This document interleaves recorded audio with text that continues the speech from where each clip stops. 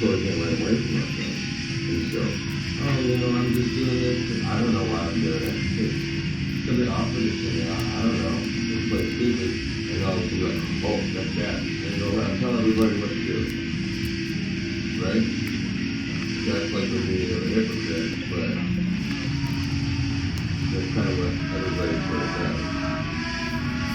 And it's natural, but it's nice to be like, well, it comes up that, well, my experience is, or stay out of it. You can who they are. You don't want to sit there and go, hey, it's not a black thing. Okay, do you want to talk to me? You want to know what someone is doing?